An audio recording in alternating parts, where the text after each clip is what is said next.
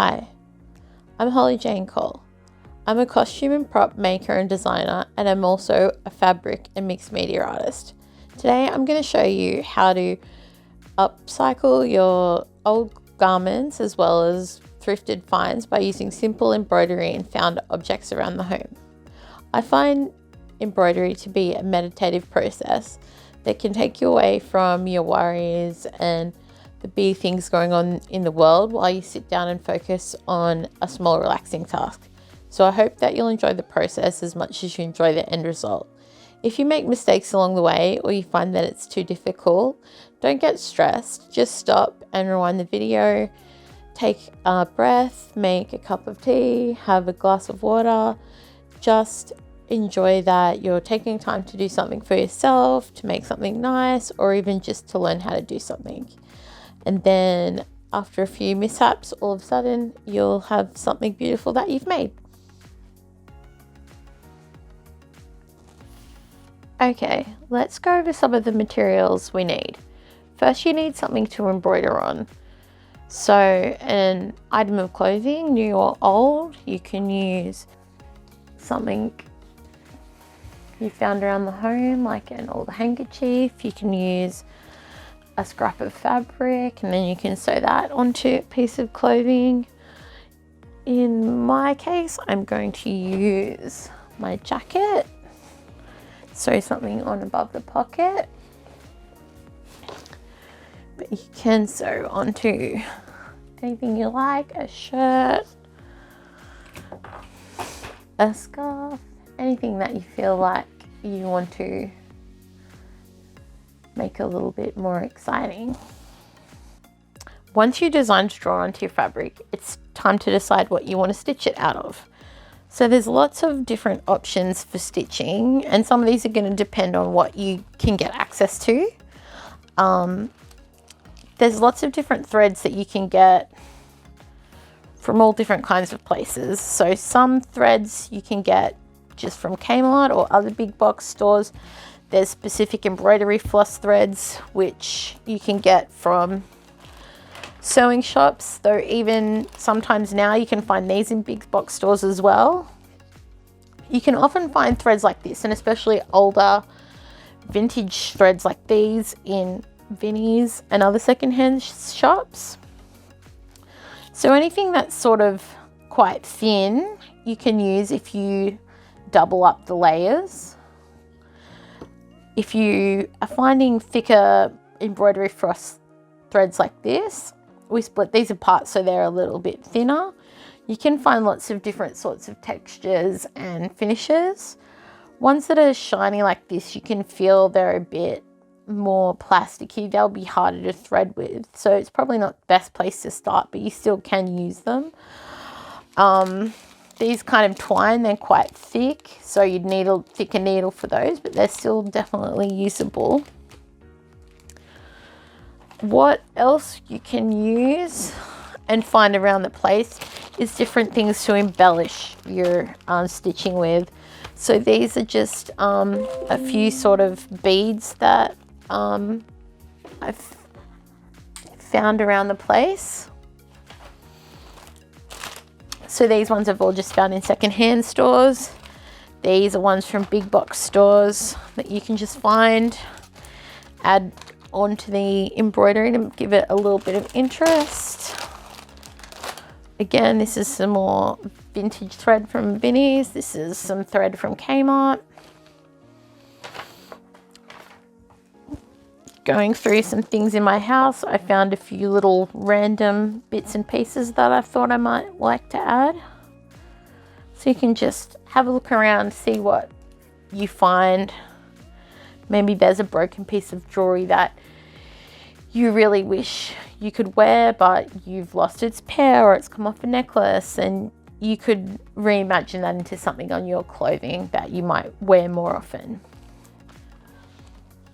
The last thing that you'll definitely need when it comes to all this are needles. It really does pay to have a good needle. So there's two kind of needles that you're really going to be encountering when doing this kind of embroidery. Most embroidery needles get called embroidery or chenille needles, and that means that they have quite a thick eye so that you can fit quite fat threads through.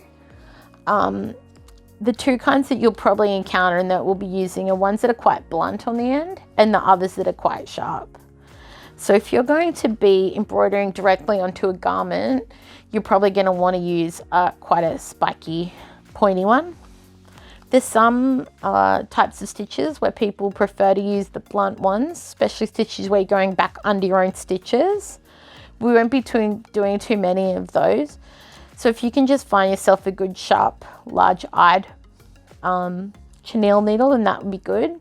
Again, these ones have come from a second-hand store, but these should be able to be purchased from any kind of sewing supply store, possibly a big box store. Not completely necessary, but helpful, having little pieces of cardboard. You can get these specific ones for embroidering, but you don't need these in particular. You can just use bits of cardboard. And we use these later when we start cutting the floss and preparing it for embroidering.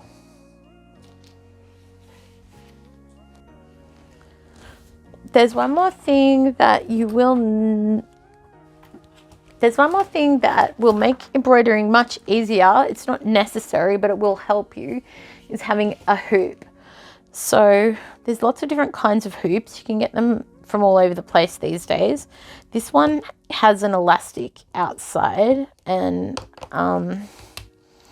it's sort of more for a display, but you can use it for stitching. This is a vintage small one, again with the elastic outside. The best kind and the cheapest kind, I think, and the easiest to find is this type, which is the bamboo with the screw. So with these, we're putting the fabric that we're stitching inside and putting the hoop over. This gives you a nice taut surface to work on. So if you have a garment that you're stitching and it has a space where you can set up a hoop, then that's preferable. Not all garments you'll be able to do this on, especially if it's a skinny scarf or maybe a weird part of some pants or the sleeve of a jacket. You might not be able to, but if you can, it will make it easier. So keep that in mind. Second, you need a design. You can use one of mine off my template that you can download off my website, or you can draw one freehand. There's lots of options. You can use all kinds of stencils. Some of these are from $2 shops or Kmart, Officeworks, all those kinds of places. Anything you like, you can imagine that you can draw onto the fabric. To get your design onto the fabric, there's lots of different ways. If you are drawing freehand, you can draw straight onto the fabric. Since we're going to embroider over it, you can just draw straight onto it with a pencil. As long as you embroider over those lines, it's fine to draw straight on there with a pencil.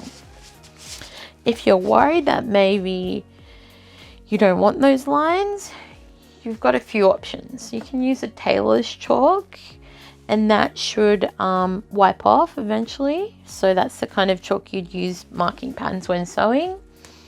There's also water-soluble chalks that are used for quilting. You can also use those. So they'll mark on there and then they'll come off with water later. But make sure you test these on a part of the garment that's not visible first.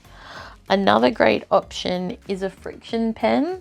So these are quite dark when they come out, but then they will erase with heat. So you can draw these on to like most colored light fabrics, and then they will come off once you iron or expose this to heat like a hairdryer. If you are going to use a template that's printed out, maybe a picture that you like or offline, you can transfer that using carbon paper. So you can use carbon paper that you get from a stationery store, or you can use carbon paper that's made for pattern making. So this kind of colors, yellow and white, will be good for dark colored fabric. And then these darker colors will be good for lighter fabric. So with these, you just get a piece of the carbon paper and place it face down on your fabric.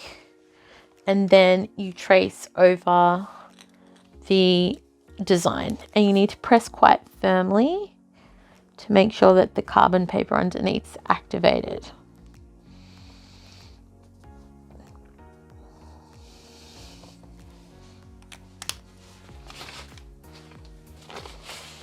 And that will come out like that. Your other option, if you're tracing onto dark colored fabric, again, is light colored tailor's chalk, but you can also use any kind of ball pointed light colored pigment pen. Again, this is similar to the pencil where it's not going to come off that easily, but if you're confident that you're going to embroider over the lines that you draw, then this is okay to use.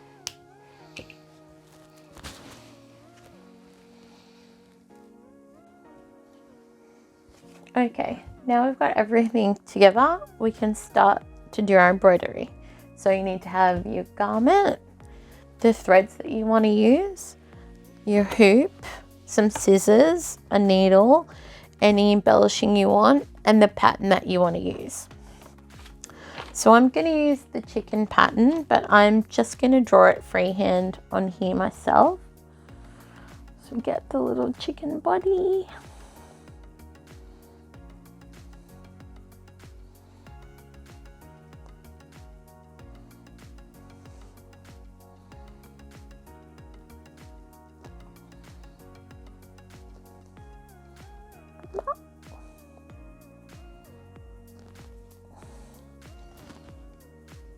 So we're going to do it like that.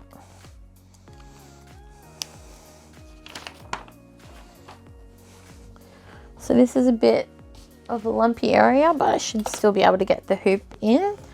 So normally you just put the small part of the hoop behind and then press the larger part over.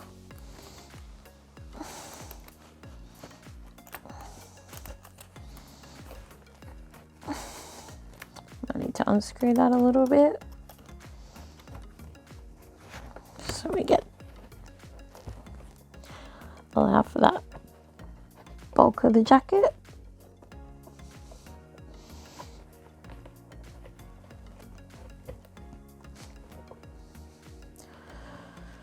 Maybe a little bit more. There we go. Right, got a little chicken in there. Okay. So I want to use the red for the top and the little bottom part, some yellow for the beak, some blue and green for the body, maybe some pink for here. So these ones aren't set out ready to stitch yet, so I'll show you how to do that. When we're using embroidery floss, it comes in strands of 6. And we don't want to use 6 strands because that's probably a bit too thick. You can use 6 strands, and as you get used to embroidering and what you like and don't like, you'll decide what you think is your preference. So what you want is to cut off a piece that's about from your wrist to your elbow. You don't want to cut any longer than that or it'll get into a knot. I know it seems tempting to cut it longer, especially if you have to keep rethreading, but trust me, it'll just take longer in the long run because you'll keep getting knots. Now, if you can see here, it's got a bunch of little threads, so it has 6. So this is where you can decide, do you want 2, or do you want 3, or do you want 4? I think for something this big on a jacket that's quite bulky, I'll probably use 3. So what I'm going to do is split this into 2 lots of 3. So you pluck out 3 threads and get the 3 other threads.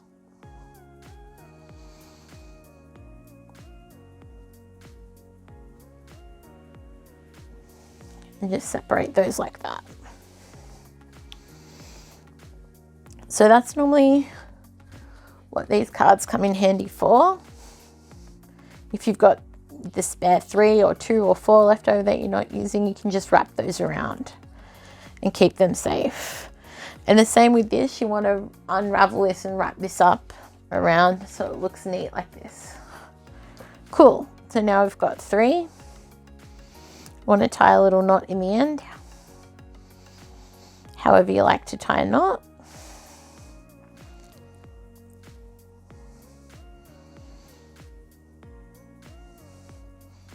Just a little knot.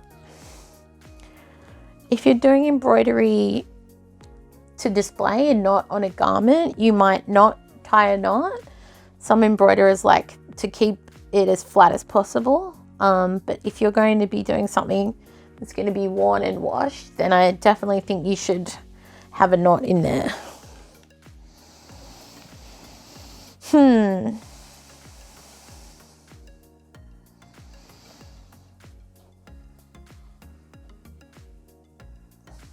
going to use the blue for this section here, so I'm going to start the stitch here.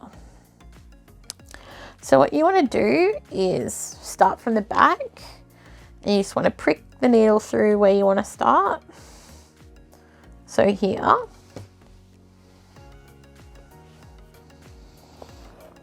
Now for this whole project, we're just going to use one stitch, and that's the chain stitch. It's a pretty easy stitch that can do a lot of shapes, and it can take up a lot of area in a quick way. So that's the one that I'm going to show you today. So we've got the string coming out. Now we want to put it back basically where we first came out. So putting it back in that hole. But I want you to keep this, your hand on this little bit here. So we've got kind of like a loop happening. Then on the back we've got this. We want to bring this needle back out a little bit further along the line that we just have drawn, and through the little loop that we had just made. So then it's a little loop. What we do now, let's go back down into that little loop.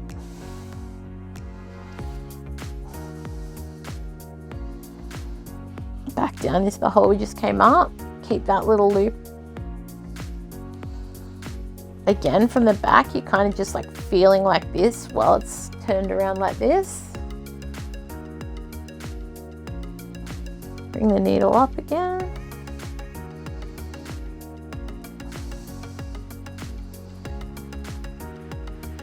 Up there.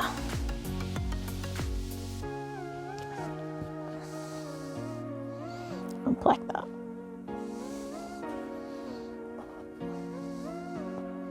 Oh. It's got a knot on the back.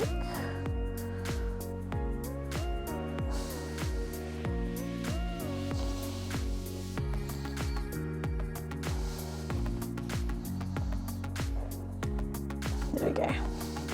So you see it's starting to make some little chains. You go back in where you just came out.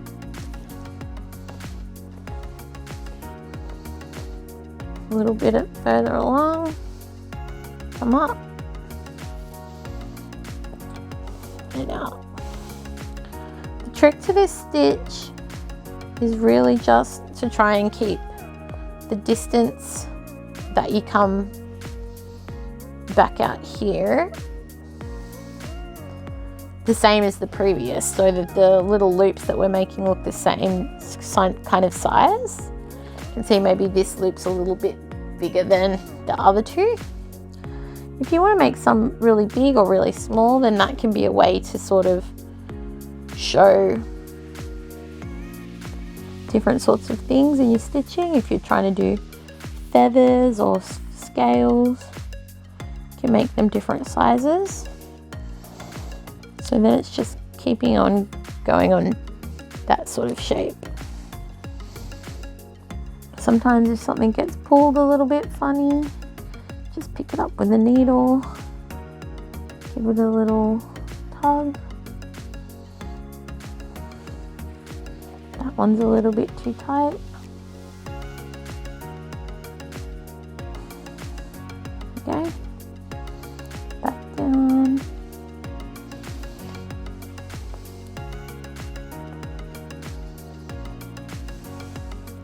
Now here we're coming around to the corner of this shape, so I try and do a bit smaller ones around corners so that you can really get that cornered shape.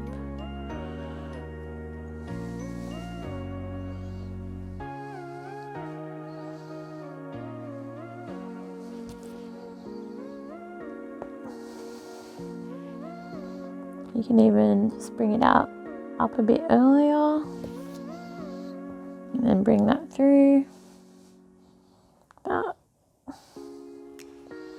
Bring it back down.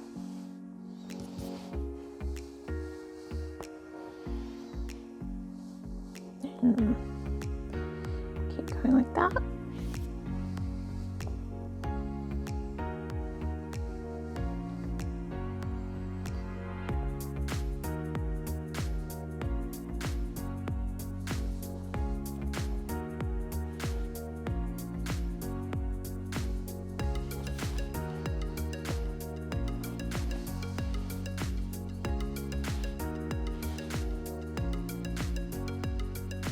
Keep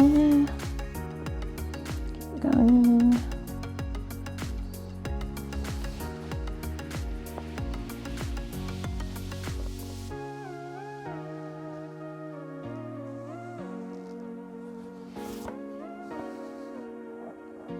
Then you just make sure you turn your work around so it's where it's the most comfortable for you to see. Make sure you have good light and that you're sitting in a comfortable place, because it can take time. You don't want to rush doing it. Half of the journey of embroidery is doing it, so you don't want to rush or be somewhere uncomfortable. Maybe have some nice music or TV on in the background, just relax. If you do a stitch wrong, just take your needle out and undo it and do it again. You might want to leave the wrong ones in there if you like seeing that part of your crafting journey. That's also a cute thing to have.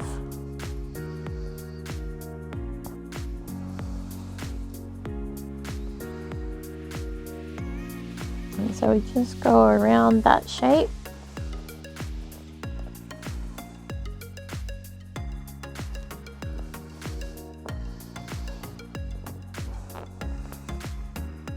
On the line,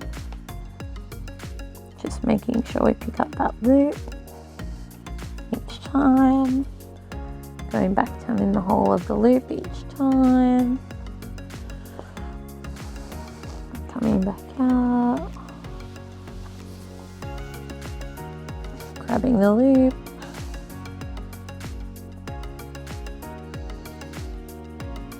you want to try not to get this loop too twisted, or it'll make the stitches kind of small and they won't look really like loops.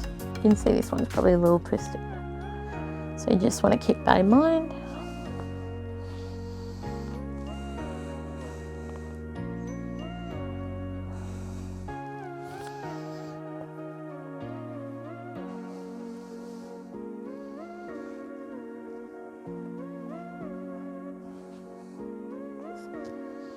Keep going around.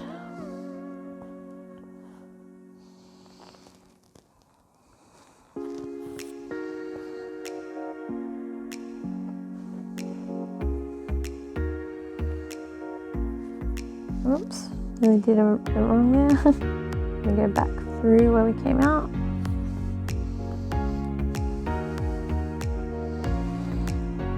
Back up.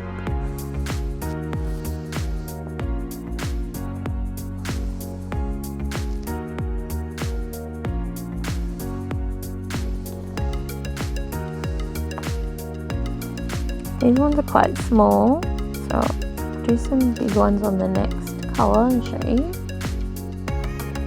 We'll just quickly finish this line.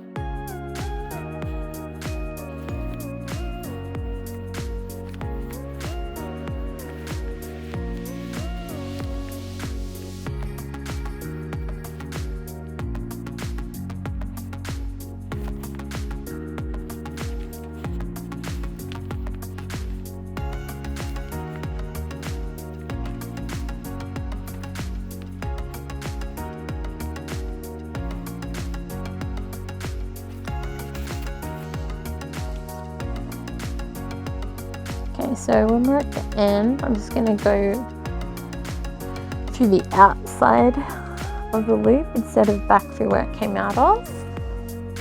I turn over, just going to go through that knot.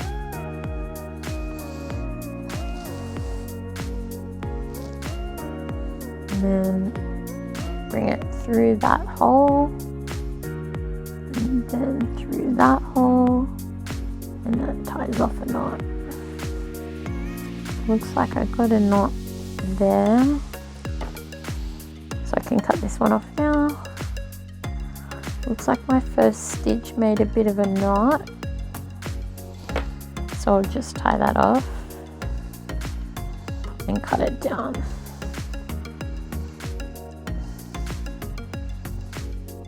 Normally you wouldn't want too many knots on the back of an embroidery when it's being put into a frame, but here we just want it to be pretty strong on the back.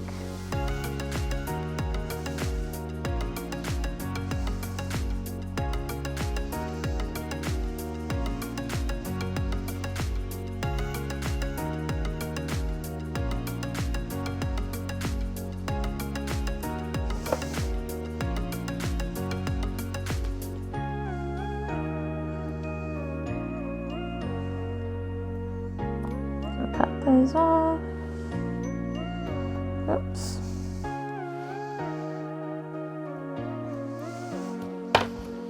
We're done with the little neck part. And we'll move on to the bigger body part and we'll do some bigger loops there.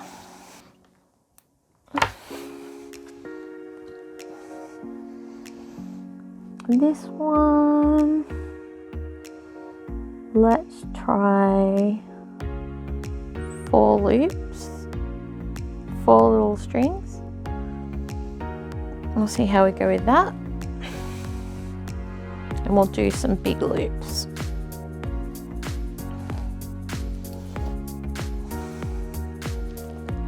So again, just a little knot in the end.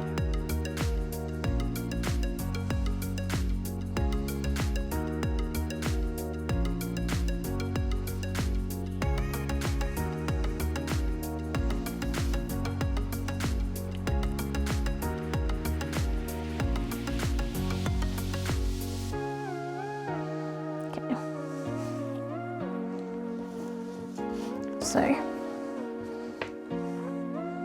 start here. And for this stitch, we go back in where we first came out.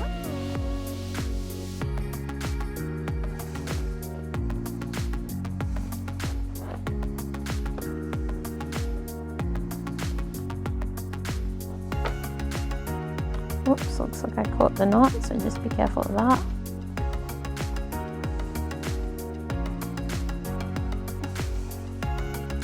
This time we'll try and do some bigger loops to make it look a little bit different. So I'm going to go sort of this far away instead.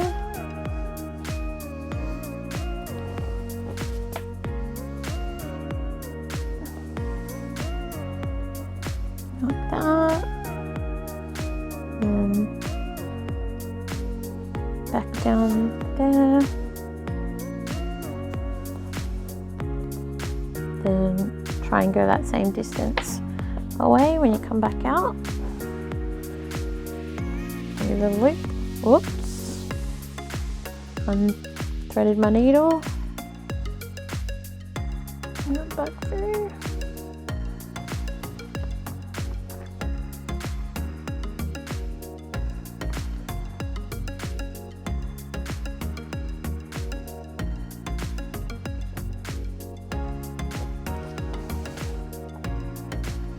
Back through and then come out and back.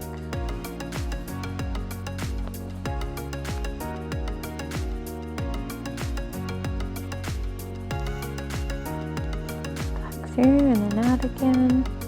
So I'm doing the same stitch now, but instead of stubbing it right through and stubbing it back out in like 2 motions, stabbing it down, but then I'm just pulling it back through the front in one motion.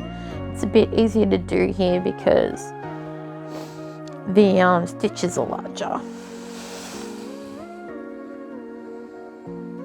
So what I might do now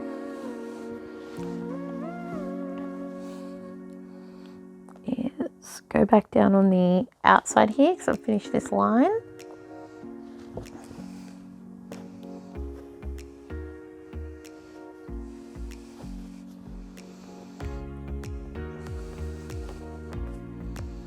And go down to the bottom one.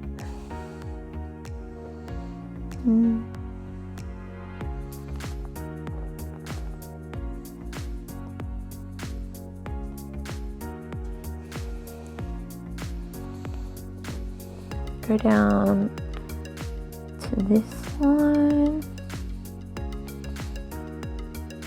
Gonna do some stripes in this chain stitch. Kind of give him a sort of wing, and we'll just go backwards and forwards. So again, just like you're starting in the same hole you came out, and then just continue.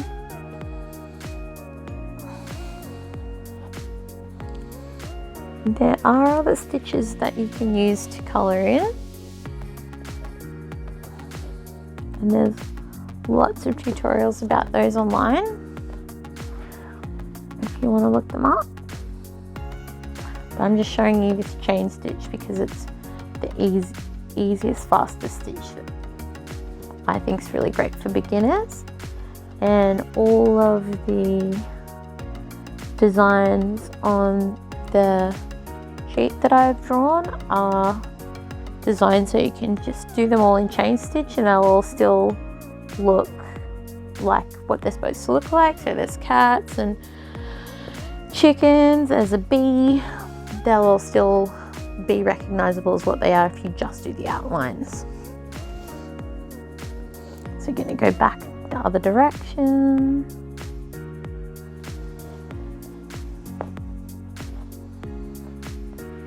And then we just keep doing this till we like how the wing looks.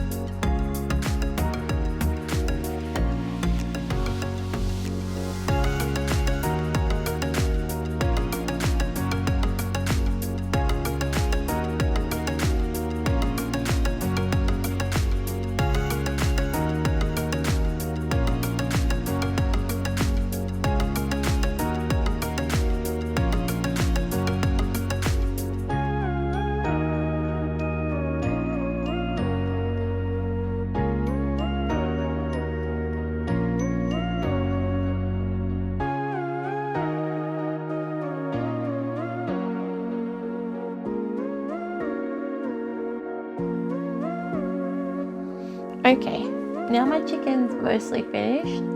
He just needs a little eye, and I'm just gonna add some little interest with some things that I've got.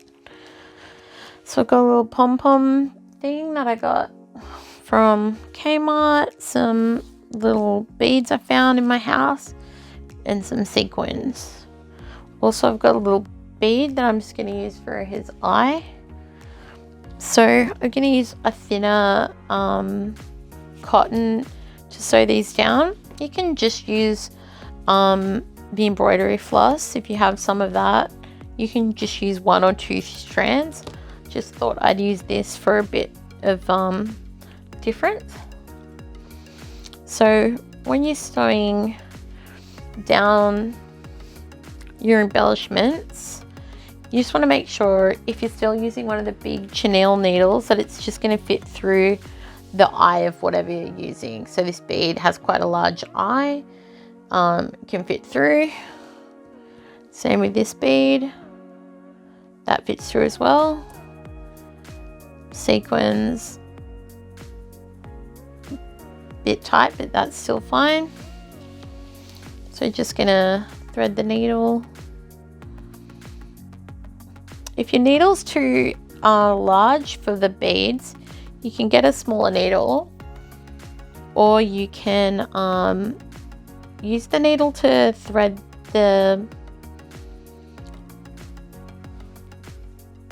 your string through the fabric, and then you can try and place the bead on without the needle on the thread. Sometimes that's a bit hard, but if you don't have any other needle at all, it might be a better option if you're trying to get it done without buying other needles. So I'm just gonna tie a knot in the back and just pull the string right on through where I want the bead to go. Put the bead on. Put it back down, not exactly where it came through, but a bit underneath. Yep, that looks pretty good to me. I'm probably going to do this twice just for strength. So I'm going to try and come back up where I first came out. Back through the bead hole again. Pull that tight. And then down through the bottom. Okay, so that's fairly secure now. I'm just going to catch a little bit of the fabric up like that at the bottom. So like a little sort of a stitch. Pull through there and pull through that loop, so that locks that off. Because the next thing I'm gonna stitch is the little stuff that the chicken's gonna grab in his beak. Put this blue one on.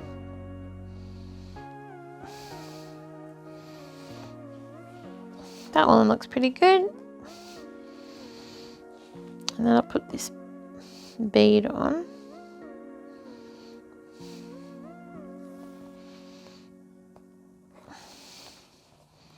That looks good.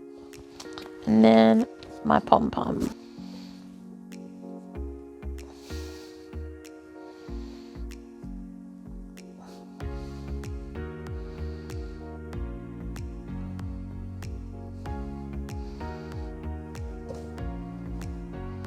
I think what you want to do here,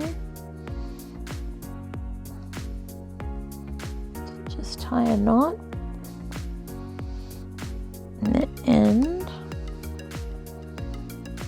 there, so the pom-pom sort of holding the bead in place, because we can't just come out of the bead and then go straight back down the hole, because that doesn't have anything to hold on to, and we don't want to go around the bead too much with this thread because it's quite visible.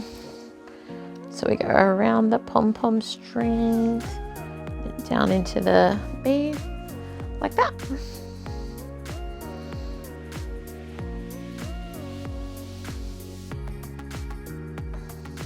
Do a little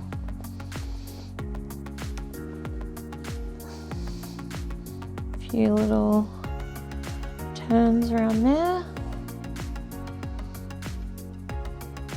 Pick up that loop, and there's your knot.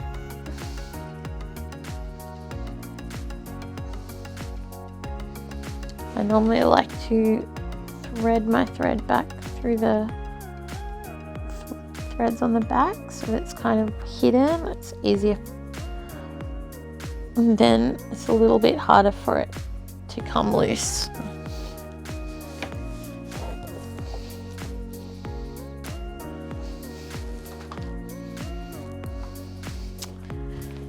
And there, a little finished chicken.